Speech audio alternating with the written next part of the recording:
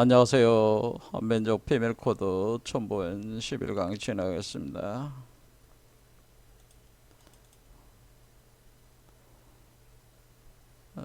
저와 같이 공부하시는 분들 중에 서로 다른 몇 분이 비슷한 질문을 하신 적이 있는데 그게 뭐냐면은 뭐가 되고 싶냐라는 거죠. 그래서 제가 그때마다 똑같은 대답을 했는데요. 하나의 돌이 되고 싶다.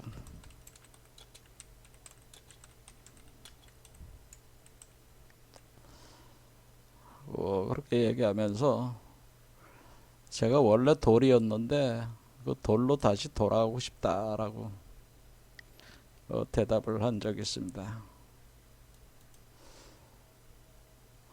그래서 그 수천 억만 년을 우주 공간에 그냥 존재하는 그 하나의 돌로 돌아가고 싶다고 하는 거죠. 그래서 이 내용은 근데 어디서 제가 이런 생각을 가져왔냐면은 제가 이제 중국에 많이 사업하러 많이 돌아다녔다고 그랬잖아요.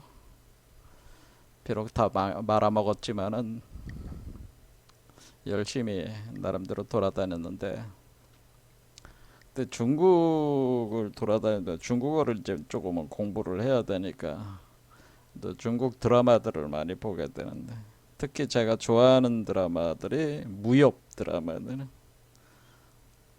그러니까 김용이라는 분 신필이죠.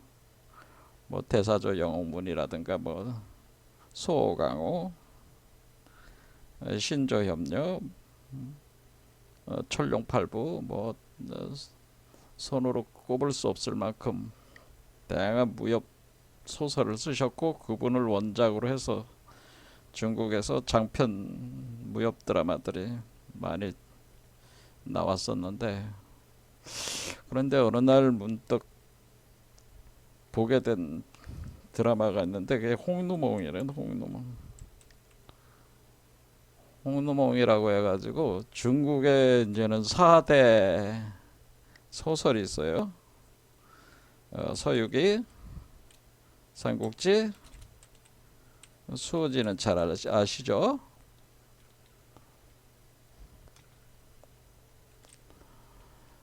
그런데 이게 다 유명하잖아요. 우리 한국 사람들한테 중국의 유명한 작품들인데 이 작품들보다 중국인들이 그 손꼽는 그러니까 영국 사람들이 그 인도를 인도와 셰익스피어를 바꾸지 않겠다 뭐 그렇게 할 정도로 셰익스피어를 높게 평가를 하잖아요. 그같이 그 홍루몽의 그 작가를 이제 그 정도 급으로 이제는 평가를 하는 그건데 이 홍루몽이 사실은 제일 많이 중국인들이 본 소설이라고 하는 겁니다. 요게 4대 소설이고 거기에 이제는 하나 더 붙이자면은 봉신방이라는 봉신년이라고 해가지고 봉신방이라고 했습니다. 그래서 여기 홍루몽에 대한 얘는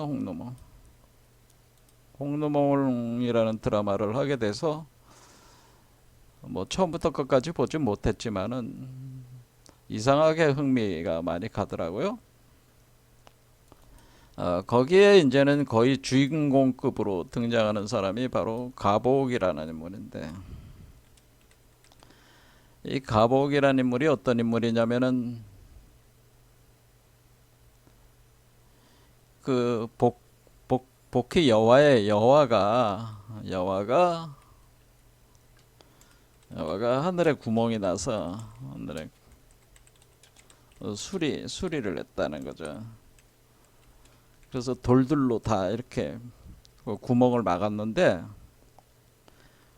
돌들로 이렇게 그 구멍을 막다는 거죠. 돌들로 막았다는 거죠. 막다 남은 한 돌이었나. 아예 돌이 있었다고 하네. 남은 하나의 돌이 있다. 그 돌을 여호와가 버린 거죠. 이렇게 쓸모가 없으니까 이제 구멍을 다 수리했으니까 필요가 없다. 그래서 하나의 그 돌을 그냥 이 세상에다가 버리는 거예요.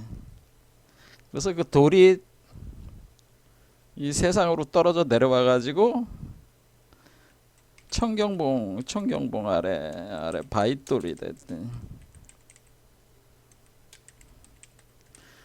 그래서 청경봉 아래 그 바윗돌로 박혀가지고 거기서 수천 년 동안 뭐 거기에 있으면서 눈과 비를 더위와 추위를 겪어가면서 있다가 어느 날 갑자기 이 세상에 이를 경험을 해보고 싶은 마음이에요. 그래서 신선들의 도움을 받아가지고 이제는 사람으로 이제 환생을 하는 사람은 가복으로 가복이라는 인물로 환생을 한다. 환생해서 이렇게 그때가 이제 청조였는데 청나라에 그 유명한 그 5대 가문이 있었는데 그 가문의 중에 하나의 그 일원으로서 총망받는 어떤 그런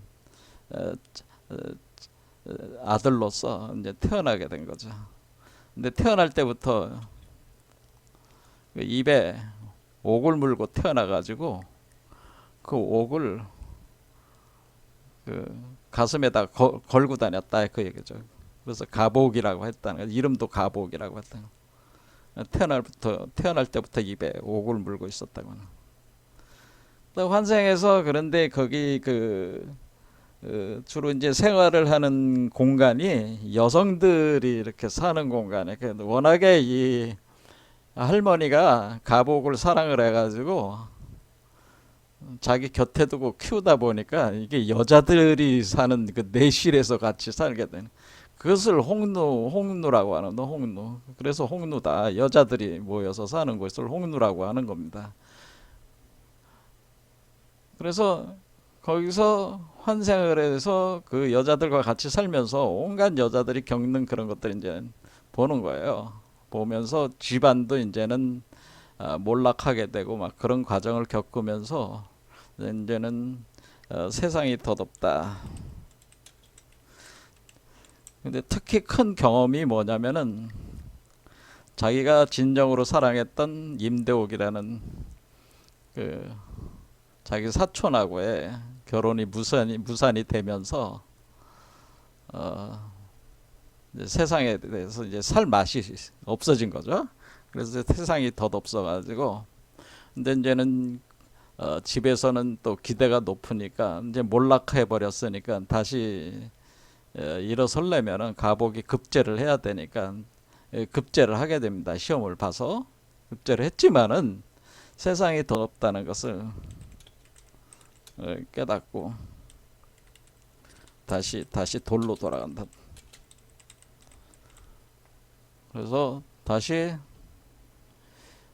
급제하고 얼마 지나지 않아서 집으로 돌아오지 않고 바로 산으로 들어가서 다시 청경봉 아래의 바윗돌로 돌아간다라고 하는 겁니다. 자, 그래서 이렇게 요때 이제는 가복이 바윗돌이었단 말이에요. 그래서 그 바윗돌, 요런 돌, 그러니까 제가 볼 때도 이 세상은 사실은 더덥죠. 더덥기 때문에 사실은 별로 볼 게 없는 것 같아요. 세상살이에서 별로 그렇게 크게 가치를 둘 만한 것은 없는 것 같아요. 그러니까 그런 마음이 통했는지 몰라도 저도 이제는 바윗돌로 다시 돌아가고 싶다라는 생각이 있어요. 그래서 돌로 돌아가고 싶다, 돌이 되고 싶다라고 하는 겁니다. 그래서 홍루몽이라는 한판 꿈을 꾼 거라 이거죠. 이 세상에서 환생해서 한판 꿈을 꾸듯이 이 세상을 살았다는 거죠. 그래서 그 꿈을 깨서 자신의 본래 그 돌로 다시 돌아간다라고 하는 겁니다. 근데 이게 이렇게 해서 이 내용을 이렇게 보다 보니까 이게 우리가 이제는 수행의 이치라든가 이런 것들이 다 여기에 사실은 이 작품 속에 담겨져 있다고 하는 것을 제가 좀 깨닫게 된 거죠.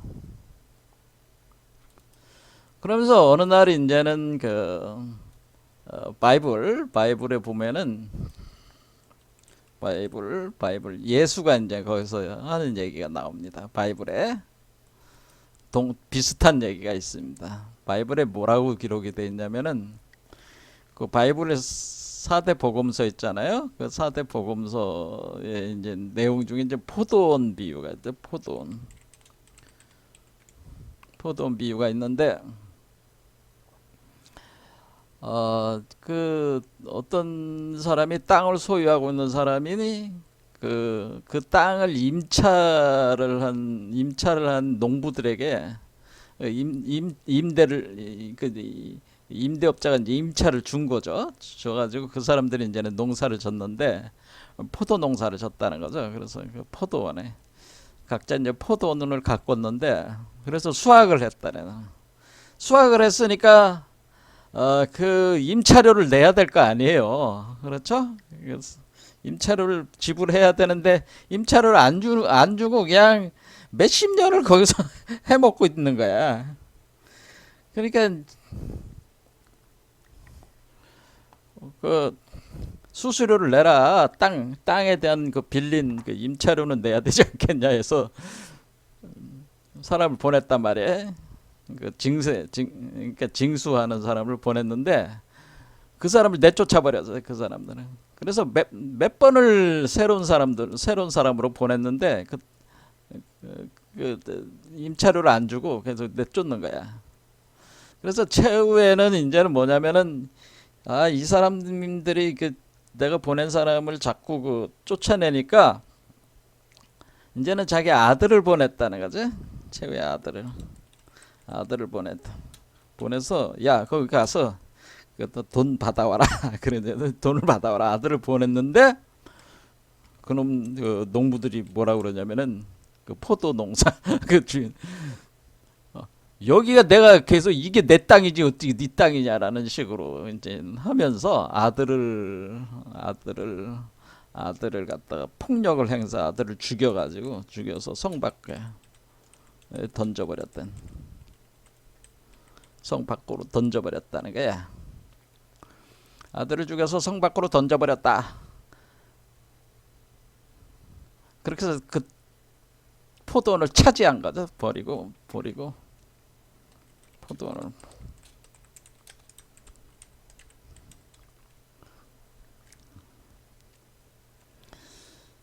그러니까 뭐라 그러냐면은 예수가 이제는 이런 비유를 딱 얘기하면서 너희는 그 건축자가 버린 돌이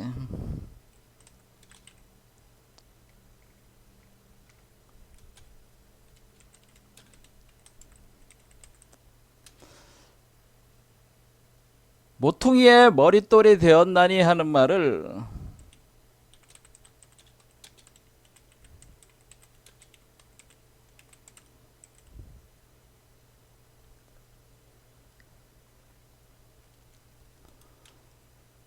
보냈는데 모퉁이의 그 머릿돌이 되었다. 그러니까 우리가 이제는 건축을 하게 되면은 여기 몇 년도 몇 월 며칠 뭐 준공식을 한 날짜를 쓴다든가 해서 거기다 돌 하나를 박아 놓잖아요. 그게 머릿돌이거든요. 그게 모퉁이의 머릿돌. 그 머릿돌인데 그 머릿돌이 되었나니 하는 말을 들어본 적이 없느냐. 이렇게 얘기를 하면서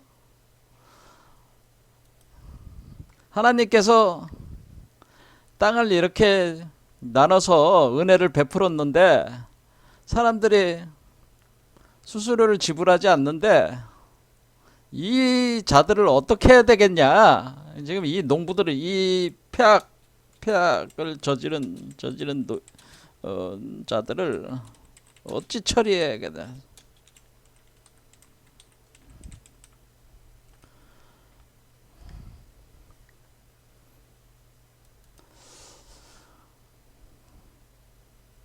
그러면은 이 토지도 다 회수하고 토지를 몰수하고 다 주게 몰수하고 하고 이 자들을 다 쓸어버려야 되지 않겠냐? 다 쓸어버려야 돼. 다 제거를 해야 된다. 다 죽여야 돼. 다 죽여야 하지 않겠냐? 자기 자식에게 이렇게 죽여서 자기 자식을 죽여서 성 밖으로 버릴 정도로 폐악스러운 자들이 이들 자들의 땅을 다 몰수를 하고 다 죽여야 되지 않겠냐? 이게 무슨 이런 식의 이제 하는 얘기야. 이게 지금 예수가 보는 관점에서는 원래 이 인간이라고 하는 것은 그 땅을 배분받은 존재들이라 이거죠. 각자 그 포도나무가 있다니. 그러니까 이걸 포도나무로 보는 거예요. 이거는 각자 포도 농사를 짓고 있는 거예요. 이 농사를 짓고 있는데, 그럼 이 농사에 대한 결실물이 있잖아요. 결실물을 만들어서 수수료를 내야 되는데 그런 작업을 하지 않고 자기들이 계속 이 땅을 가지고 결실물을 주지 않고 자기들이 계속 안에서 하면서 그게 원래 자기 땅이다. 뭐 그런 식으로 이거를 한다는 거죠. 그러니까 그 은총에 대한 보답이 없이 자기가 그 세계를 자기 걸로 생각을 해서 그거를 그 욕망으로 그 욕심으로 그것을 차지하고 앉아가지고 그런 짓들을 벌이고 있다. 그런 얘기입니다. 그런 비유죠. 그런 비유. 그런데 거기에 여기서 중요한 거는 건축자가 버린 돌이 모퉁이의 머릿돌이 되었나니 하는 말을 들어본 적이 없느냐, 이런 표현이에요. 그러니까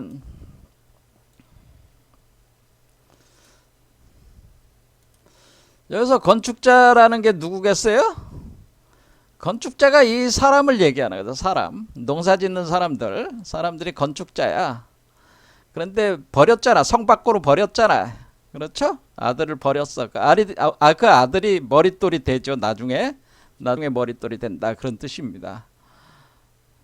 이런 개념인데, 자, 이런 거는 이제 풀어가지고 또 상세하게 설명하면 또 엉뚱한데 시간이 많이 흘러가니까 요 정도까지 하겠습니다. 이제 같은 말들이 이렇게 있다는 거죠. 그러니까 우리가 그 여호와가 돌 하나를 버렸다. 건축자가 돌을 버렸다. 그리고 격압유록에도 똑같은 얘기가 나와요.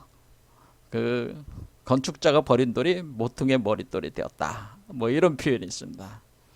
이와 같이 돌에 대한 얘기가 나옵니다. 돌. 그래서 사실 우리가 고인돌도 그렇고 현자의 돌도 그렇고 돌에 대한 얘기들을 계속 해왔잖아요. 자, 돌의 본질 뭐 이런 거를 오늘도 계속 공부를 해보겠다. 그런 얘기입니다. 자, 홍루몽에 여호와가 버린 돌.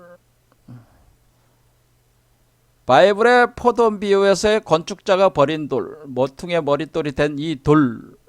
여러분들이 이 비유를 깊이 무엇을 의미하는지 한번 깊이 생각을 해보시라는 얘기라 말씀을 드리고 싶고, 이제 오늘 볼 내용은 요 돌에 대한 얘기인데 그거는 지난 시간에 했던 거와 이제 연결을 계속하는 거죠.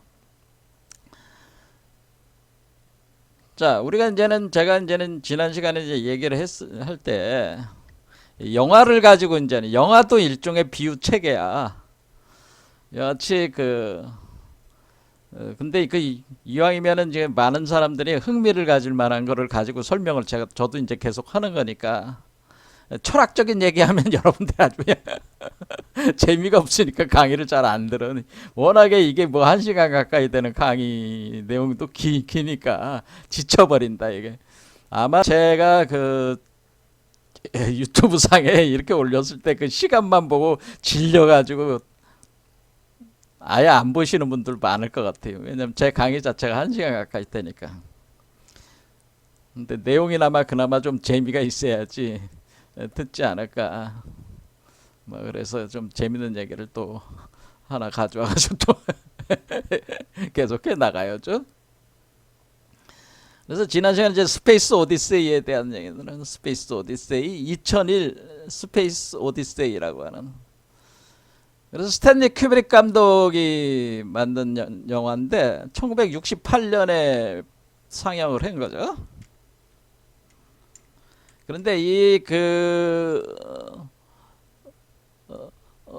2001 스페이스 오디세이라는 이 영화가 영화 역사상의 최고의 걸작 중에 하나면서 SF 영화 중에서 최고의 걸작이다. 그러니까 모든 영화 중에서도 거의 걸작 중의 걸작으로 알려져 있고, 또 SF 영화 중에는 최고의 걸작이라, 이거를 따라올 영화가 없다, 이렇게 알려진 영화다. 그래서 SF 계열의 그 영화가 몇 개 있죠. 그런 어떤 그 전설적인 영화들이 몇 개 있죠. 이게 스페이스 오디세이도 있고 블레이드 러너 같은 것도 있고 뭐. 그런데 이제 스페이스 오디세이 가지고는 얘기를 해보겠습니다. 근데 왜 스페이스 오디세이를 가지고 얘기하면, 스페이스 오디세이에 바로 이 돌이 나오기 때문에 그래요. 이 돌에 대해서 나오기 때문에 그렇습니다. 여기 스페이스 오디세이에 모노리스라는 돌에 대해서 나옵니다. 모노리스. 그러니까 이 모노라는 게 하나라는 뜻이, 하나. 리스라는 것이 돌이라는 뜻이. 그러니까 하나의 돌, 그러니까 모노리스라는 게 하나의 돌인데, 이 모노리스가 2001 스페이스 오디세이에 나옵니다. 이거는 내용이 대체적으로 어떤 내용이냐면은, 자, 이걸 그냥 그 내용을 카피를 해왔습니다. 카피를 해온 내용이니까 한번 보겠습니다. 모노리스는 SF 작품 2001 스페이스 오디세이에 나오는 돌기둥 모양으로 생겼는데 신비한 물체를 가리킨다. 그러니까 이렇게 생겼습니다. 이렇게 여기. 그러니까 모노리스가 3번 등장한다, 이렇게 생각하면 돼, 이 영화에서. 그러니까 이게 이제 원숭이들이 이 처음 모노리스를 발견하고 접촉할 때의 모습이고, 두 번째 모노리스는 이것이 이제 첫 번째 모노리스다, 이렇게 보면은 첫 번째 발견을 한 거, 등장한 거예요, 인류 역사에. 여기 있고, 그 다음에 이게 두 번째 등장한 거는 어디에 이걸 이제 알게 된, 요거를 이제 나왔냐면은 달 뒷면에 나온다니, 달 뒷면. 그 다음에 세 번째는 뭐냐면은 아서 클라크가 쓴 소설에는 토성으로 되어 있는데 여기는 목성으로 되어 있죠. 목성에서 발견. 그래서 이렇게 3번 발견이 된다, 이렇게 생각하시면 돼요. 이 주제에 관련된 내용만 보면은 3번이라고 이렇게 생각하시면 되는데, 마치 고인돌이 돌 3개로 이루어져 있잖아요. 이와 같이 3개의 돌이다, 이렇게 생각하시면 되네요. 그러면은 여기는 원숭이 무리.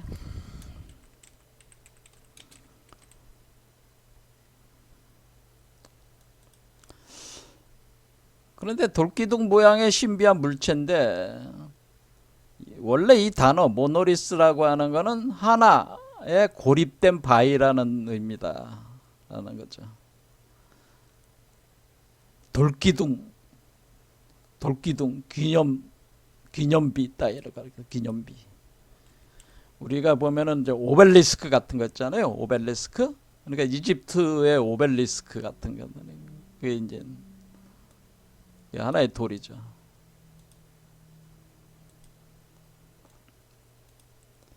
그럴 때 크기는 각각 다르지만 형태는 사각형, 사각형이라는 육면체죠. 육면체. 이렇게 등으로 각 변의 비율이 1대 4대 9. 그러니까 1, 2, 3의 제곱의 숫자와 비율로 되어 있다. 그래서 여기 149라고 하는 요 표현 자체에 비밀이 있다고 제가 얘기를 했죠. 왜 1, 2, 3의 제곱의 숫자로 했냐? 왜 제곱이라고 한 거냐? 그러니까 제곱수라, 그러니까 우리가 이제는 제가 우리 민족을 뭐라 그래? 배달의 민족이라. 배달의 민족. 배달의 민족이라고 할 때, 자, 왜 우리 민족을 배달의 민족이라고 하나요? 제가 이렇게 물었잖아요. 그러니까 물으니까 여러분들께서 대답하시는 분이 과연 있을까요? 국내에는 없을까라고. 왜 배달의 민족이라고 하고 우리 민족을 왜 환인에게 이제 천부인을 받아서 내려온 그 환웅이 네, 신실을 만들고 만든 그걸 그 수도로 해서 만들어지는 그 나라를 배달국이라고 하잖아요. 그래서 우리가 이제 배달이라는 말이 등장을 하잖아요. 근데 이 배달이라는 말에다는 배달이라는 말이 뭐예요?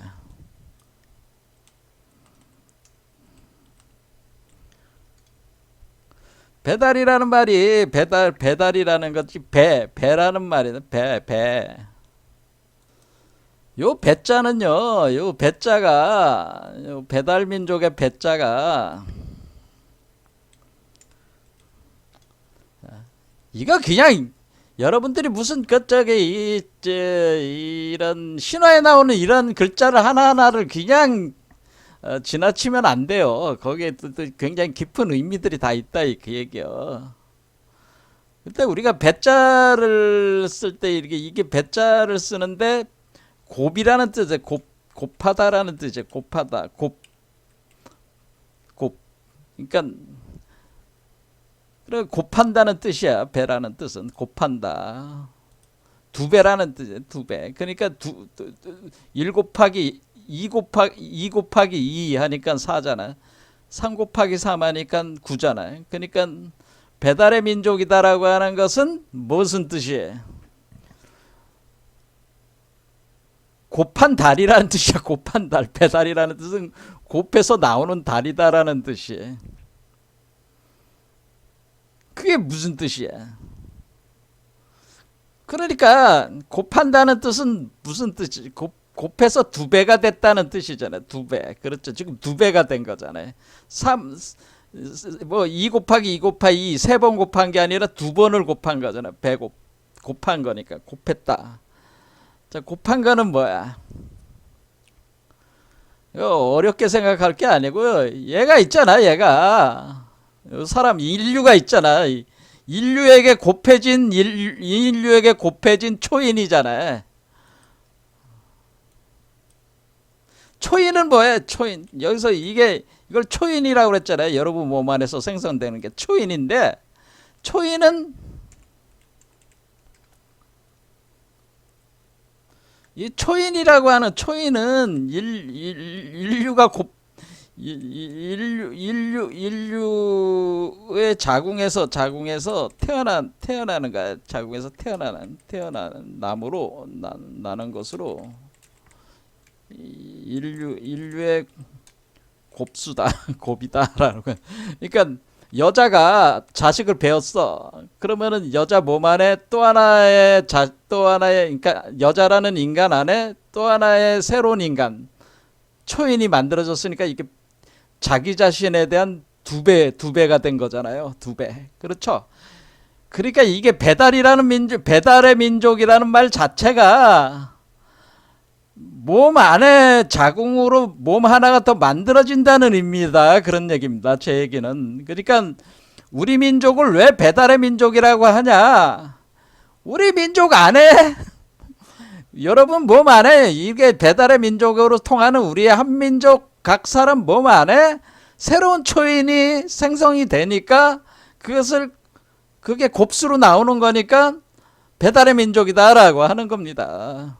배달을 열심히 잘해가지고 배달의 민족에 뭐 물건을 잘 갖다가 뭐 배달해서 그런 게 아니고 이렇게 그래서 우리가 제곱이 되는 겁니다. 그래서 여기서 그 모노리스를 제곱의 숫자로 이렇게 만든 이 원래 영화 만든 스탠리 큐브릭 감독이 괜히 이거를 만든 게 아니고 이분도 이걸 알아서 만들었다는 것보다도 이 아서 클라크라는 그 소설가가 이걸 이렇게 만든 게 어떤 그 무의식적인 통찰에 의해서 이것이 구성된 거다 그런 얘기입니다. 제 얘기는 어떤 지식적으로 이걸 알아서 이렇게 영화를 만드는 게 아니고요. 소설인을 쓰고 영화를 만드는 게 아니고 자기도 모르는 사이에 그 우주적인 이치가 투영이 되는 거란 말이에요. 우리가 그러니까 이게 다 통하는 거다 그 얘기입니다.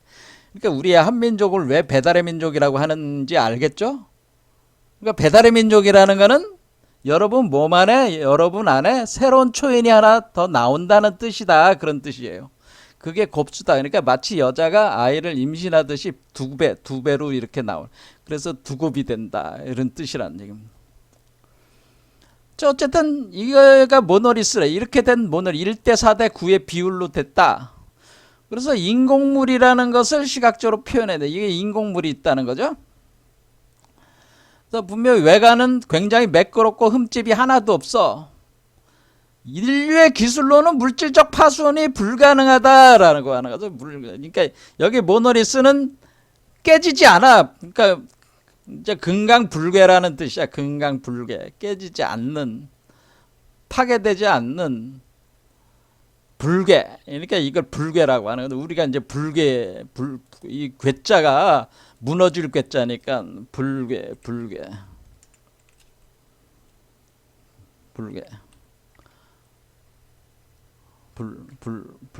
괴자가 이제는 허물어진다. 뭐 그런 뜻이란 말이에요. 자, 무너질 괴자. 물론 불괴한다. 그러니까 무너지지 않는다. 불괴. 깨지지 않는다. 금강체란 얘기입니다. 금강체. 이 모노리스가. 그러니까 깨지지 않는 바위라는 뜻이에요.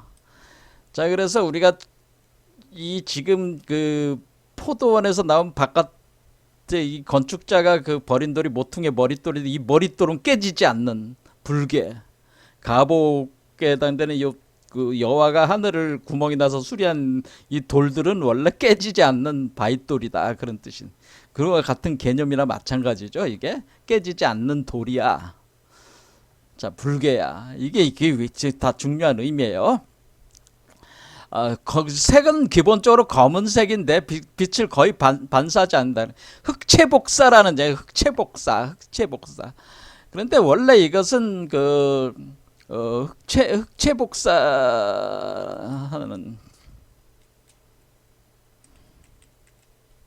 흑채복사. 그러니까 뭐예요? 그러니까 모든 빛을 흡수를 해버리니까 흑채가 되네. 시꺼먼데 그 자체에 온도가 있으니까 복사열은 나오는 거죠. 빛은 나오는 거지. 자, 그래서 흑채 복사에서 우리가 온도가 높아질수록 온도가 높아지면 하얀색, 청백색이 되는 거죠. 이렇게. 그렇죠. 그래 흑채 복사라고. 흑채 복사. 그러니까 이 모노리스는 깨지지 않는 데다가 특성이 흑채보다 제곱수, 비율 제곱수. 1대 4대 9 제곱 수에 깨지지 않고 흑채 복사한다라고 하는 뜻입니다. 그런데 소설에서는 뭐로 되냐면은 흑채 복사가 아니라 투명한 유리체로 돼요. 투명한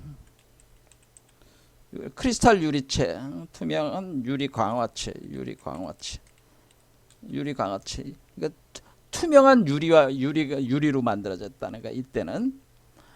근데 이것이 첫 번째 그 모노리스는 언제 이게 등장을 했냐면 첫 번째는 그 기원전 300만 년 전에. 그러니까 300만 년 전에 출현한 모노리스는 투명하게 표현돼 있다.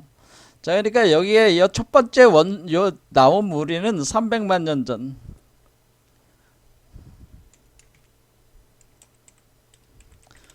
자, 왜 300만 년 전일까요? 이 숫자가 그냥 써진 게 아니고 이게 다 이렇게 의미를 감춰놨다는 거죠. 이때 있다는 거야, 이게.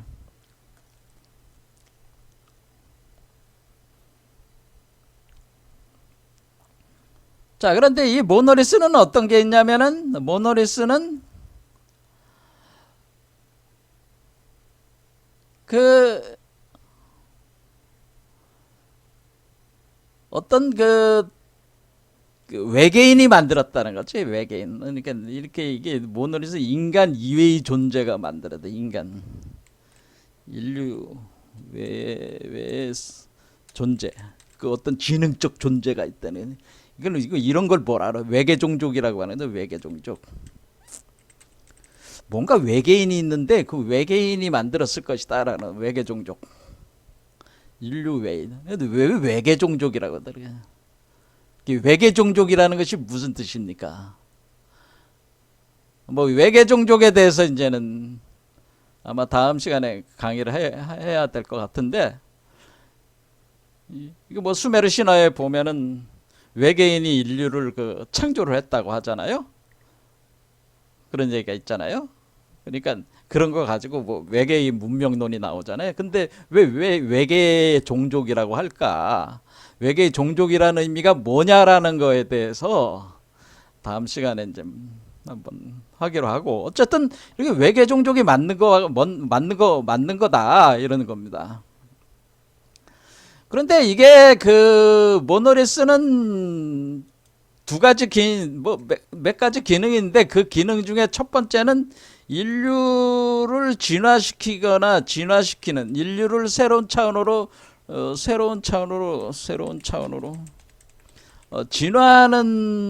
진화를 시키기 위한 특성이 있다.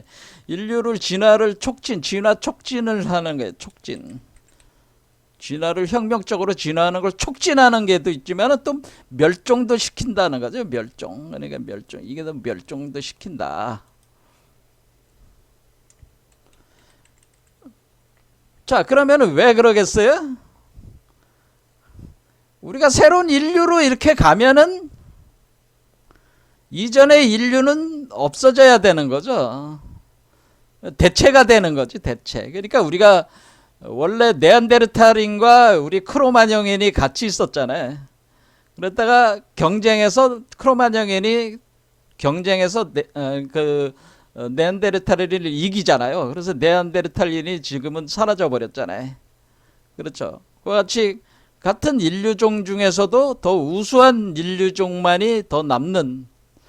그러니까 우리가 초인도 인간이고 인간도 인간인데, 두 인간 중에 초인은 말 그대로 인간을 뛰어넘는, 범인을 뛰어넘는 초월적 인간이니까, 이게 이 평범한 인간들이 이게 게임이 되겠어 안 되겠어? 안 되죠. 안 되니까 그 이전의 인종들은 멸종을 하게 되고, 그 멸종 가정에, 그런데 그 새롭게 나오는 초인들은 어느 날 갑자기 뚝딱 나오는 게 아니라 그 기존의 그 인류에서 진화한 인종이라는, 진화한 인종. 그렇죠. 그러니까 혁명적 진화, 1차로 혁명적 진화를 촉진하는 거고, 멸종시키기 위한. 그러면 하나는 멸종이니까, 그러니까 우리가 창조와 파괴는 동시에 일어난다는 거지. 그러니까 이전의 인류는 소멸되고 새로운 인류가 나온다는 거죠. 모노리스 자체는 의지가 없어요. 의지가 없다는 건 뭐야? 무의화라는 거지. 무의화. 제가 얘기했지, 무의화. 어떤 노력함이라든가 이런 어떤 자규적 행위가 없다는 거지. 자규성이 없다는 거예요. 의지가 없다. 어떤 방향성에 대한 의지가 없다. 그냥 굉장히 발달된 고도의 컴퓨터다, 이렇게 표현했어요. 그래서 굉장히 발달된 고도의 컴퓨터다. 그러니까 이게 무의화.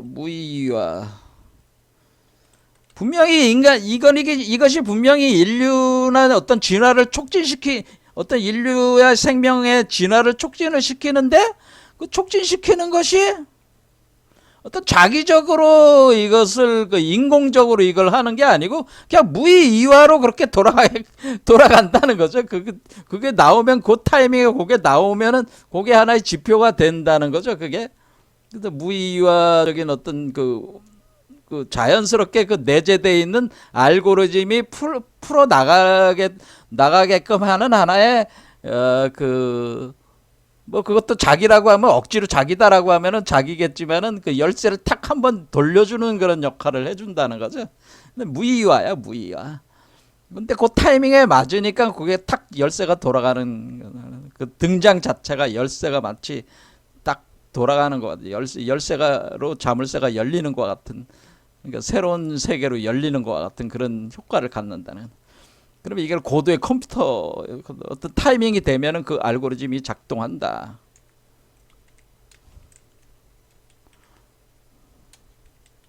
뭐 이런 거예요. 그러니까 이걸 무의화 메커니즘으로 간다네. 고도의 컴퓨터와 같다. 이런 겁니다. 자, 그런데 이 모노리스라고 하는 겁니다. 그런데 아무튼 이게 돌이 이렇게 생겼다고 하는 겁니다. 근데 첫 번째는 지난 시간에 얘기한 대로 모노리스가 300만 년 전에 원숭이들이 막 깍깍깍깍 거리고 있는데 거기에 갑자기 모노리스가 딱 등장하니까 원숭이들이 깜짝 놀라가지고 막 이 주위를 뛰어다니잖아요. 뛰어다니다가 어떤 한 원숭이가 이게 뭐지 하면서 이렇게 만져보잖아요. 딱 만질 때 번쩍 하면서 뭐야? 이때 원숭이는 뭐겠어요? 어떤 지능이 없다기보다는 지능이 약한 상태잖아요. 지능. 의식적인 그러니까 인간으로서의 진화가 안 된 상태잖아요. 근데 이때에 일어난 현상은 우리가 원숭이라고 표현되는 우리가 짐승적인 존재에서 우리가 인간으로 변화가 일어난다는 거죠. 인간으로 변화가 일어나. 요 진화가 일어났다는 거죠. 진화가 촉진됐다는 거죠. 이 원숭이에서 인간으로의 진화. 그래서 인간으로의 진화, 변화라기보다는 여기서 앞에서 진화라고 했으니까 진화가 일어났다. 진화가 일어나서 이때부터 뭐냐면은 이때부터 그 지능이 급속도로 발전한다. 눈이 번쩍 떠지는 거죠. 지능이 급속히 발전하니까 여태껏 안 보이던 것들이 보이니까 이런 현상을 뭐라고 하는 거냐면은 눈이 밝아졌다 그런 뜻이거든요. 우리가 이제는 성경에 보면 바이블에 보면은 원래는 아담과 이브가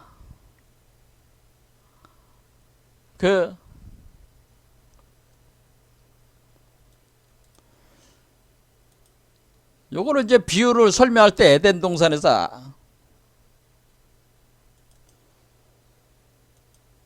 그래서 여기 그 창세기에 보면은 그 선악과 섭취 후에 이 선악과라는 것이 우리는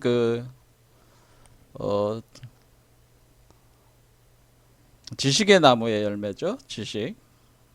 선악을 알게 하는 지식의 나무는 그 선악과는 지식의 나무에 따르는 거죠. 그러니까 지식이 우리가 구성을 하게 되는 것은 지능이 발전을 하면서 이제는 지식이 이제는 모든 게 이제는 이원성으로 이렇게 선악이라고 하는 이원성 형식 논리적으로 세계를 분석해 볼 수가 있는 그런 안목이 생기게 되는 거죠. 그러면서 이제는 인간의 그 어떤 의식 수준이 논리 합리적인 어떤 세계로 이제 들어가게 되는 건데 선악과를 섭취하고 난 뒤에 그 표현 자체가 눈이 밝아졌다는 눈이 밝아졌다는 게 예전에는 사례 분별이 이렇게 안 된 게 분별력이 높아졌다는 겁니다. 분별이 높아졌다는 거는 차이를 인식하기 시작한다고 하는 겁니다. 차이. 그렇겠죠. 그래서 차이를 인식. 그러니까 예전에는 그러니까 우리가 어린아이들을 생각하면 어린아이들이 어렸을 때는 동그라미와 네모를 구분을 못해요. 나이가 좀 자라야지 동그라미와 네모를 구분을 해요. 그러니까 애들 눈에는 어린아이들 눈에는 동그라미가 네모가 같은 걸로 인식이 된다 그 얘기입니다. 그런데 이게 지능이 발전을 하니까 동그라미와 네모가 다르다는 걸 인식을 하는 그런 개념이라는 거예요. 그러니까 눈이 밝아졌다는 게 그런 거죠. 이제 다르게 보이는 거죠. 그러니까 다르게 보인다. 밝아졌다는 거는 분별력이 생겼다. 분별의식이 생겼다는 거예요. 분별의식. 의식이 생겼다는 겁니다. 인식이 발전한다는. 그럼 분별의식이 발전을 해서 이때 이제 처음으로 아담과 이브가 아담이 내가 남자고 이브가 여자라는 걸 몰랐어요. 그러니까 남녀 7세 부동석이라고 하는 거잖아요. 남녀 7세 예전에는 7살 되기까지 어린애들은 자기가 남자인지 여자인지 몰라요. 남자인지 여자인지 모르는데 그러니까 저 유튜브 같은 거 보니까 어떤 여자 아이가 아버지 그 몸에 꼬리가 났다고 그렇게 표현을 한단 말이에요. 성기가 보이는 게. 그러니까 이게 꼬리라고 생각하지 그게 무슨 그 성적인 어떤 그런 걸로 생각을 안 한다는 거지. 이렇게 다른 걸로 생각을 한다고 하는 겁니다. 이렇게 이게 몰랐다가 남녀 관계를 남녀에 대한 그 분별 의식이 생기는 거죠. 이렇게 생기는 거예요. 그래서 아담과 이브가 서로 벌거벗은 줄 알았다. 이때 알았다 서로. 그래서 무화과 나무 잎으로 몸을 가린다. 뭐 그런 표현이 이제 나오는 겁니다. 이것은 우리가 이제는 분별력, 지능의 발전으로 분별력이 생긴 거다. 그러니까 우리가 원숭이라고 하는 거는 원숭이는 뭐를 표현하겠어요? 원숭이는 선악과를 먹기 전에 아담 이브를 뜻하네요.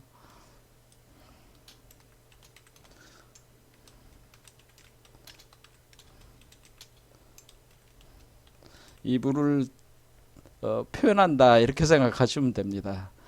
그런데 모노리스를 건드리는 행위 자체가 선악과를 섭취하는 것과 같은 개념이라는 거죠. 얘기를 섭취한다. 모노리스를 만지는 것 자체. 그러니까 이 모노리스가 결국에는 두 개의 기둥으로 나눠지는 거니까 우리가 이제 고인돌에서 하나의 그 너럭바위가 두 개의 기둥이 된다고 그랬죠. 여기 기둥이 그러니까 석판이 두 개인 거는 하나는 빛, 하나는 어둠을 뜻한다. 그러니까 빛과 어둠의 기둥으로 야인과 보아즈와 야인으로 구분이 되는. 이게 이제는 그림으로 이제는 표현을 할 때 우리가 그 타로 카드 상에서 그걸 이제는 그림으로 이제 표현을 한다는 거죠. 그림으로 표현할 때 이렇게 여기 보면은 이렇게 기둥이 두 개잖아요. 기둥 하얀 기둥은 야인, 검은 기둥은 보아즈. 그렇게 두 개의 기둥이. 그러니까 이렇게 두 개의 기둥으로 나눠지는 거라면 하나의 기둥이 두 개의 기둥으로 나눠진다라고 하는 겁니다. 그러니까 이때 이제는 그러니까 이 모노리스라고 하는 것은 이 두 개의 기둥의 속성을 다 가지고 있는데 이때 두 개의 기둥으로 나눠지는 분별 의식이 생긴 걸 표현해 준 거라는 거죠. 그런데 근본적으로는 모노리스에 내재되어 있는 그런 특성이 발현을 한 것이다라고 하는 겁니다. 이해가 되시죠? 자, 그래서 우리는 왜 고인돌이 이렇게 됐는가? 그러니까 요게 모노리스가 되는 거고, 요거는 어둠의 기둥, 이건 빛의 기둥 이렇게 되는. 여기서 뭐 반대로 돼 있지만은 야인, 보아즈, 야인이 빛, 어둠. 그러니까 빛의 기둥과 어둠의 기둥. 선악과 선악.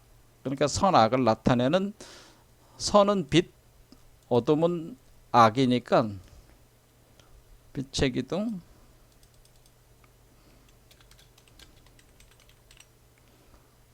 어둠의 기둥. 그러니까 빛의 돌과 어둠의 돌 이렇게. 그러니까 돌이 기둥돌이 된다는 거죠.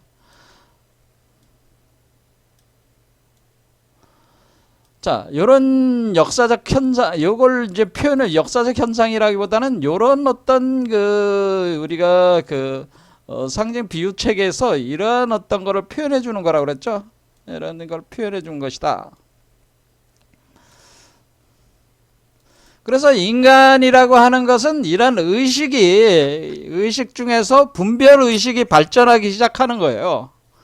그러니까 우리가 무의식 상태에서, 그러니까 어린아이들의 심리적인 어떤 그런 발전 과정하고 유아 심리학하고 이렇게 연결해서 보면은 좀 이해하기가 쉬워요.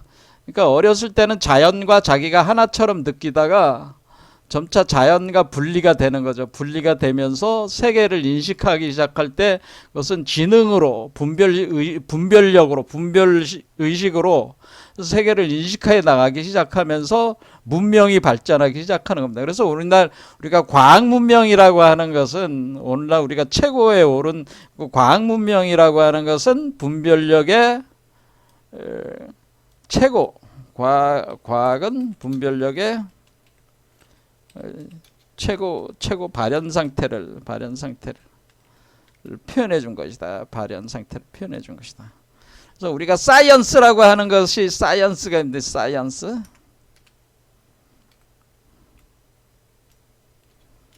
이 사이언스라는 뜻이 지식이라는 뜻이란 말이에요. 지식이라는 그 개념입니다. 그러니까 지식, 그러니까 과학은, 우리 과학 문명은 이 분별력이 최고로 이제 발전하는 상태. 그래서 여기서 이제는 2001 오디세이에서 이제 저기가 뭐냐면은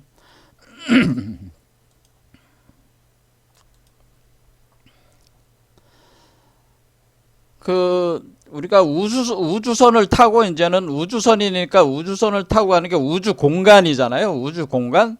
그러니까 스페이스라는 것이 공간이란 뜻이잖아요. 공간을 오디세이라는 게 이제는 우리가 서양권에서는 마치 그 중국에서 홍노몽이 저기 한 것처럼 그 서양권에서 유명한 고전 작품이 뭐냐면은 일리아드하고 오디세이잖아요. 근데 일리아드는 트로이 전쟁에 대한 거고, 오디세이는 트로이 전쟁을 승리로 이끈 실제적인 그 실력자는 누구예요?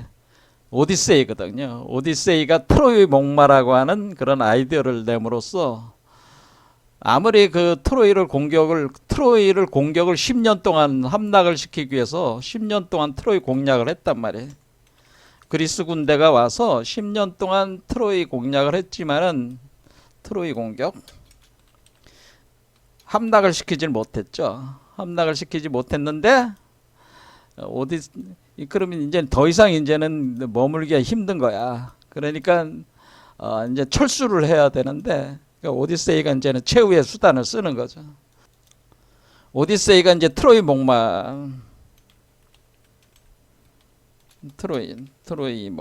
목마라고 하는 아이들을 내므로써 철수를 하면서 트로이 목마를 놓고 가잖아요. 그런데 그 트로이 목마 안에다가 병사들을 숨겨놓잖아요.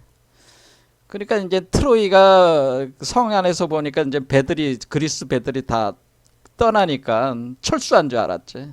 그래서 이제 전쟁에서 승리했다고 트로이 백성들이 나와서 막 환호하면서 가니까 거기 트로이 목마가 보이잖아요. 그래서 트로이 목마를 전리품이니까 끌고 들어간 거죠. 이거 끌고 이제는 성 안으로 들어갔다가 이제 잔치를 벌이고 있는 와중에 트로이 목마 뱃속에 있었던 그 그리스 병사들이 나와서 성문을 열고 내부에서 이제는 싸움을 일어나면서 트로이가 멸망을 하잖아요. 그게 10년 만에 멸망을 시킨 거란 말이야. 그러나 이렇게 그 10년 동안 멸망을 시켰지만은, 배를 타고 와가지고 그렇게 했지만은, 오디세이는 이 트로이를 멸망시킨 어떤 그런 업보가 있는 거죠. 그 업보가 있으니까 10년 동안을 자기가 10년 동안 고향으로 돌아가지 못해.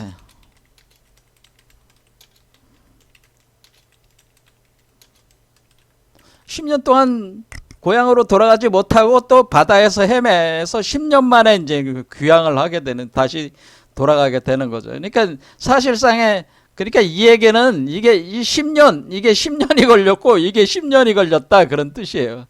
그러니까 10년이 걸리니까 사실상의 9년의 끝이 10이니까 여기가 이제 우리가 구변, 우리가 천부경의 구변, 구복, 9980일이 도가 여기에 또 있는 거예요. 그러니까 이 오디세이의 이야기는 사실은 구변, 구복에 대한 이야기입니다. 그래서 그 천부경에 대한 얘기이기도 합니다, 사실은. 근데 우리가 배를 타고 가서 트로이 그 전쟁을 하고 배를 타고 바다에 나와서 10년 동안 헤매다가 돌아가잖아요. 그러니까 이렇게 배를 타고 배를 타고 움직인다고 하는 거죠. 자, 그 배에 대한 그 비유가 있습니다. 상징과 비유가 있는데 그거를 하면 또 시간이 지나니까 요 정도로 하겠습니다. 다음에 이제 시간이 되면 더 해보고요. 자, 어쨌든 간에 이런 식으로 그 배를 타고, 그러니까 그 우주선, 그러니까 이제 공간에서는 우주선이 되는 거죠. 그 우주 공간에서는. 그래서 오디세이라고 하는 것은 이 항해자. 그러니까 우리는 인류라고 하는 것은 지금 뭐냐면은 고향을 떠나서 9년 동안 하강한 뒤에 9년 동안 상승해 올라가는 9980일의 그 천부경의 도로 움직이는 그 과정이에요. 모든 인간은. 그러니까 모든 인간은 여행자다라는, 모든 인류는 여행가이며 항해자입니다. 항해자. 그러니까 여러분들도 배를 타고 배를 몰고 다니는 항해자, 여행가이기도 합니다. 자, 지금 그런 여행을 우리는 하고 있는 겁니다. 항해를 하고 있는 겁니다. 각자 자신의 항해를 하고 있다, 이렇게 생각해요. 그런데 결국 고향으로 돌아가려고 하는 거죠. 이 세상에서 전쟁하고 온갖 고난을 겪으면서 다시 돌아가는 거죠. 이렇게 항해하는. 이렇게 그런 내용들이 여기에 있는 거죠. 그래서 우리가 보우맨, 여기서 주인공이 보우맨인데, 보우맨이 바로 항해자라는 뜻이죠. 보우맨이란 뜻은 항해자라는 의미 있고 궁수라는 의미가 있어요. 궁수. 제가 궁수니까 궁을 영부라고 그랬잖아요. 그러니까 궁수라니까 궁시, 그러니까 궁을 영부의 궁을이라고 하는 거는 궁시, 궁이라는 거는 활이고 시라는 건 화살이잖아요. 활과 화살. 그래서 여기도 궁을영부 메커니즘이 있는 겁니다. 이게. 그러니까 보우맨은 그 항해자, 배를 모는 조타수, 항해자 같은 개념이고, 또 보우라는 것 자체가 활이라는 뜻이니까 궁수라는 뜻이에요. 궁수라는 의미도 있습니다. 그러니까 이게 이제는 다 이게 숨겨져 있는 거죠. 이런 개념들이. 자, 그래서 이런 항해를 시작하게 되는 두 번째 동기는 뭐냐면은 지금 인류가 발전을 한 겁니다. 이때 왜 시작을 하게 되냐면은 이상현상이 발생을 해요. 이상현상. 그것을 이제 TMA라고 하는 건데요. 그 타코 마그네틱 아노말리라고 하는 건데, 티코 자기 이상, 그러니까 티코 마그네틱 아노말리. 그래서 티코 자기 이상이 발생하는데, TMA 제로라고 하는 것은 300만 년 전에 일어나는 걸 TMA 제로라고 합니다. TMA 제로. 그 다음에 TMA 1, 티코 모노리스, TMA 1이 달 뒷면에서 이제는 사건이 달 뒷면에서 자기 이상 현상이 또 일어나게 돼요. 티코 마그네틱 아노말리가 또 일어난다. 그러니까 이게 지금 요게 지금 달 앞면이 아니고 달 뒷면이에요. 자, 달 뒷면이라는 건 뭐예요? 달 뒷면은, 달의 앞면은 항상 우리가 보고 있는 면이잖아요. 그러니까 여러분의 의식이 깨어 있는 상태에서 항상 체험하고 있는 세계를 달 앞면으로 표현하는 겁니다. 달 뒷면은 뭐예요? 감춰진 세계. 그러니까 우리를 볼 때는 감춰진 세계입니다. 감춰진 세계에 감춰진 세계. 그러니까 우리가 지금 인식되지 않았던 세계. 우리가 모르는 세계. 달 뒷면이 안 보이잖아. 여기서. 왜냐면 지금 달은 항상 앞면만 보인단 말이야. 그러니까 달 뒷면은 안 보인단 말이야. 그러니까 달 뒷면이란 뜻은 이 사람의 겉에 이 물질적 세계는 달 앞면이란 말이에요. 근데 이 안에 있는 내부 세계는 달 뒷면이란 말이에요. 감춰진 세계다 그런 얘기입니다. 그 감춰진 세계에서 그 기둥이 그 모노리스가 발견이 되는 거죠. 자기 이상 현상이 일어나서 여기로 가 보니까 땅 아래에서 그 자기 현상이 계속 발동을 하고 있으니까 땅을 파본 거죠. 그러니까 달 뒷면에 땅을 파고 들어가 보니까 거기에 그 모노리스가 있었던 거죠. 그래서 모노리스가 이렇게 딱 파지면서 태양으로부터 빛이 오면서 여기에 이제는 그 전파가 발생하면서 목성 쪽으로 전파를 쏘게 됩니다. 그러면서 이그 영화가 본격적으로 이제는 시작이 되는 건데요. 자, 오늘 여기까지 하겠습니다. 벌써 1시 넘어가고 있으니까 여기까지 하겠습니다. 뭐 더 이상 하면 또 힘드니까 다음 시간에 또 해야겠네요. 여기 계속 하려면은 결론적인 얘기까지 먼저 하자면은 이 모노리스가 바로 우리가 환인할 때 요 환자가 모노리스를 가리키는 겁니다. 요게 모노리스. 그래서 환인한웅 단군에서 왜 모노리스 얘기를 하게 되냐면은 이 환자 지금 고인돌의 돌, 그 첩돌, 그 하나의 돌이 바로 환이거든요. 자, 이건 다음 시간에 하도록 하겠습니다. 오늘 여기까지 하겠습니다.